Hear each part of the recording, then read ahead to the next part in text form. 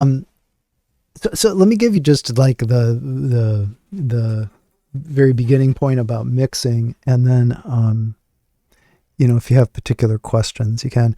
People talk about it a lot of times in three dimensions. So they talk about you have the stereo field, which is one dimension, left to right, and with other technologies, like there's some new. If you've ever been involved with heard about binaural recording, where actually for traditional binaural recording they actually use a head and in place, and it's a human mannequin head, and in the ear canals they have the microphones so that the actual shape of the ears are affecting the sounds that are picked up. And it does give a much, when you put headphones on, then you're hearing sounds truly in the way that our ears pick them up. There's a whole new technology right now called Dolby Atmos, which actually the new version of Logic that I don't have yet, but just came out, allows you to actually place things, above and behind, and it's pretty interesting. It's beyond surround sound. It's this very spatially oriented throughout the whole 360 degree. However, in this simpler version that I'm talking about 3D, it really is just left to right. And really the goal in mixing is for each element of a mix, whether that's just three instruments, like maybe a couple ukuleles and, a small hand drum or something, but for each to have its own place in this three-dimensional matrix that I'll describe, so that it can be heard clearly. Because really, in the end, what we're trying to do, right, is convey music and convey emotion. And sometimes that means you want things kind of piled up and jumbled, but even in a more piled and jumbled up genre like punk, you're actually still doing this mixing, which is giving respect to each element, and letting them live in their own space. So one of the ways you do that, the first dimension, is left to right. And there's a couple different schools of thought about that. We can talk about maybe in a bit, or each of these. I'll just do this overview, and then, if now or another time, if you want more detail, you can ask. But then the second dimension can be thought of as up and down, and it's actually up and down in timbre. So that's where EQ, or equalization, comes in. So that, like, you could have a guitar and a piano playing the exact same pitches.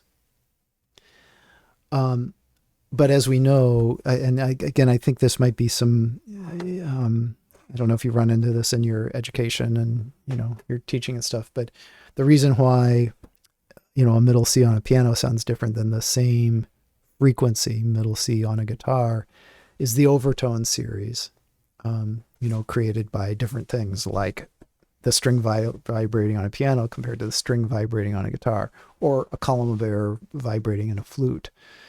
It creates the overtones in varying amounts. And you'll have to tell me if you want. Overtones is another really long topic or involved topic that is fascinating to talk more about. But in EQ, what you're doing is taking those two sounds and increasing their difference of, like, the overtones of the timbre or the texture. So, like, you might remove a certain frequency from the piano that's playing kind of a similar part of the guitar, and add that area of frequency to the guitar, so that the guitar is more living down a little lower, for instance, and the higher timbre overtones. So it's not changing the pitch of the notes, but it's changing the quality, just like when you turn up, on your iTunes, or an old stereo, turning up the treble, or in old car radios, turning up the treble, turning up the bass, that kind of thing. You're not changing the pitch, but you're changing the timbre. So the idea is to give each instrument its own space. Now, when you combine these two dimensions, you can, two instruments could have the same space, but if you've thrown them left and right, they're okay. Like if they have the same space vertically, pitch, in terms of timbre and EQ. So you could have two guitars that sound exactly the same, but if you've spread them far left and right, you'll hear them still. Whereas if you just put them both down the middle and they literally with the same guitar playing similar notes and stuff, it would be hard to tell them apart, So by moving them separate or by using EQ in this vertical dimension, emphasizing the highs or lows through EQ, you separate them and make them more legible to the listener, which of course gives energy too. With a mix, when you get things separated, you can then pay attention to the fact that folks are, the collaboration or the synchronicity of rhythm and melody and harmony, and you hear the parts working together. Whereas if they're all cluttered, you may not hear them working together. So we've done two of the three dimensions so far. One is the left to right, one is the vertical or the EQ, and the third one is time. And in time we mean a very short time period of time, but this is where reverb and delay comes in. And it's considered a dimension in the how far away something is from you. So rather than not left or right or not up or down, but further away or closer. So, if you have a vocalist come really close on the mic and whisper into it, you can get that sense that they're like whispering in your ear practically. The microphone becomes the point of your ear. But if you put a lot of reverb on them, so they go, and you hear that echoey wash, they'll seem like they're far away. So then, you can have, things that are right in the same center. They're not panned left or right, but they're very similar. And one's like right close because it has no time effects, no delay, no reverb, or chorusing or anything on it. And the other one's got those kinds of effects on it, so it's very far away. And you'll be able to tell the separateness of those again. You've defined their spaces. So all these three dimensions all interplay in providing a stage, essentially, where you get to place your objects using mixing techniques.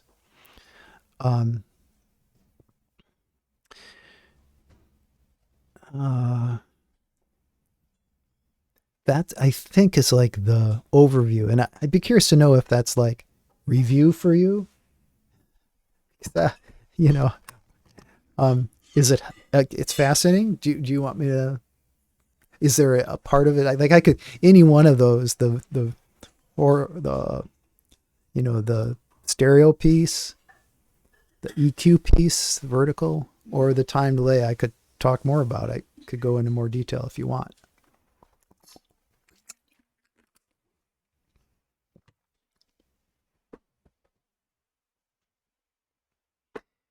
And maybe one of the questions too is, the terms, but you've never understood in this kind of detail. Cool.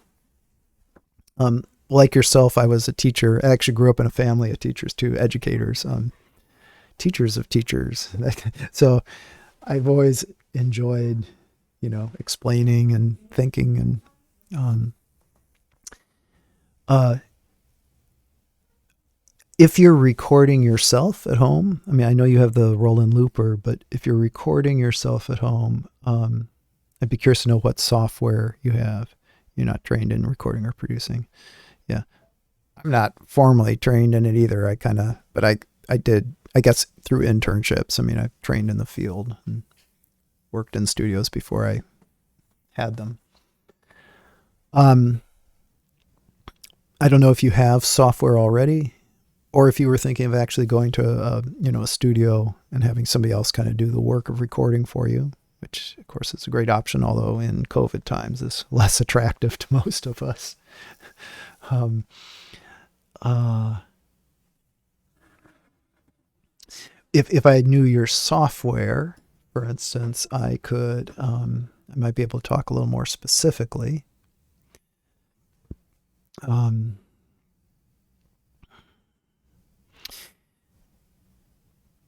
GarageBand, cool. Yeah, so this program on the screen right now, Logic is the big sister of GarageBand. I mean, it's an Apple only product. It's as professional as you can get. Pro Tools is the ubiquitous kind of product out there. Like when studios have to transfer files back and forth, everybody loves Pro Tools, and it has applications beyond mixing. It's used a lot in audio post-production for film and TV, and it's built for that.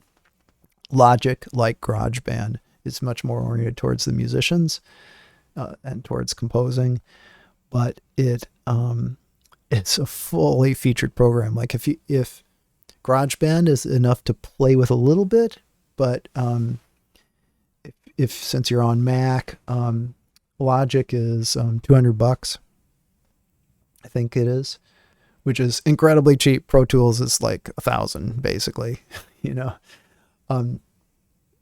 and it works really great on Macs, and it's completely full featured. And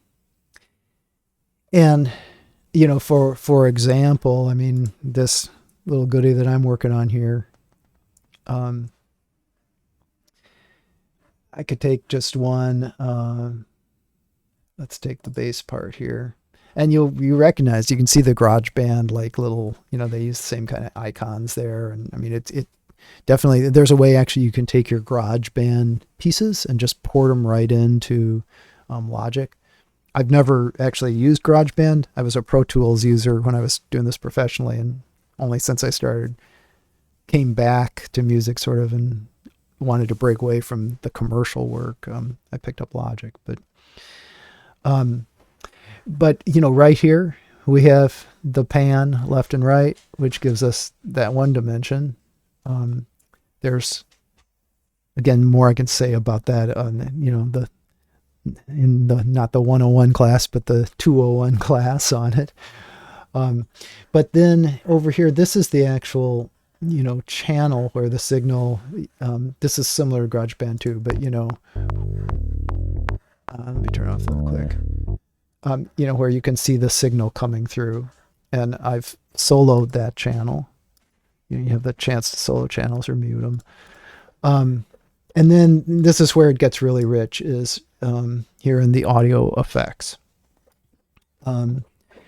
Just without adding anything, I've added a lot of different things that have varying costs to them, but just without adding anything, Logic has a ton of great things. I believe GarageBand has a few of these also.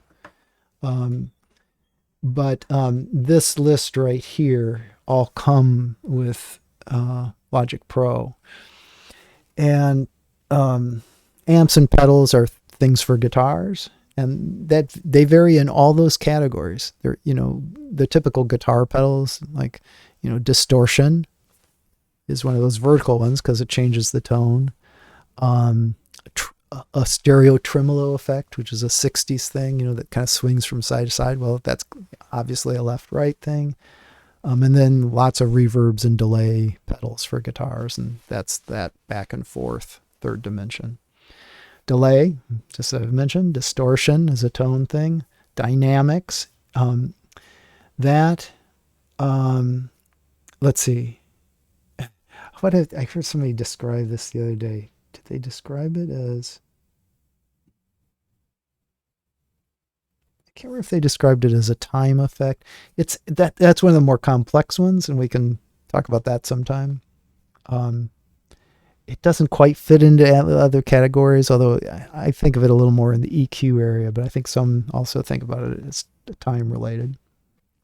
EQ, so that's equalizing. Filtering is has to do with taking out frequencies, filtering out frequencies. So that's that vertical. Imaging is a direction thing, left, right. Metering is just a technical way to look at a meter and see the level. Modulation is a time effect, all the chorusing and flanging, delaying. And, I mean, I could talk for an hour on each of these, quite honestly. I rarely get to, so I love to. So, you have questions. Pitch shifting tends to be a time effect. Although that's more of a musical thing too. I mean, it can just be used to correct a pitch. Reverb, there's that time thing. These are some EQ kind of things. They call them specialized, but the EQ and utility are not. They just test oscillators, other things. So, I mean, I guess, it can be kind of intimidating in a way. And again, I don't know also where you're at with tech. There's so much, of course, on YouTube on these topics. And, it used to be 20 years ago, 30 years ago. I mean, you really had to go intern in a studio to learn this stuff, but now you really don't. And there's some great kind of classes and things. If you're doing it at home, and the fact that you got your ukes and your voice, I mean, just being able to record, just like with your looper, multiple uke tracks and sing some parts, and play with that, like, with vocals, to be able to, if you do background vocals, spreading them apart, for instance, so that they're kind of on the sides and you've got the main vocal in the middle. That's a classic treatment. There are classic treatments on a lot of these, pop albums with background vocals. They layer up those backgrounds like even up to 10, they'll have the singer sing it 10 times. They'll have all 10 of those, layered in. So it just gets this really thick, rich kind of, especially for things like ahs and oohs and, those more, where you want that richness.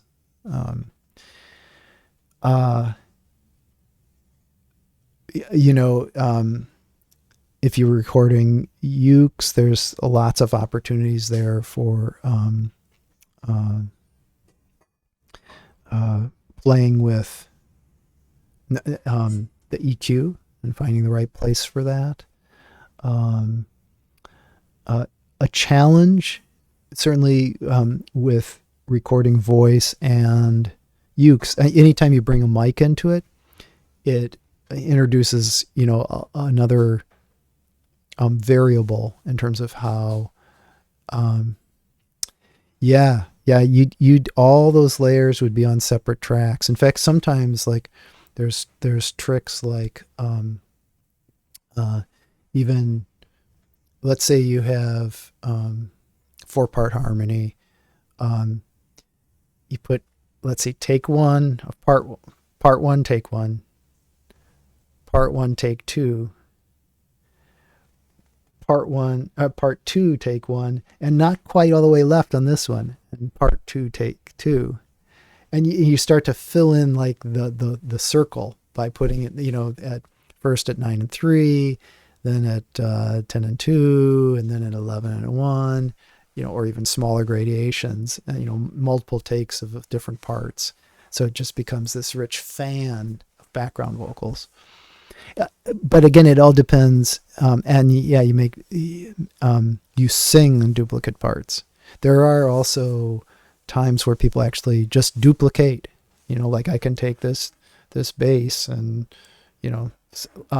simply create another track and duplicate it, bring it down. But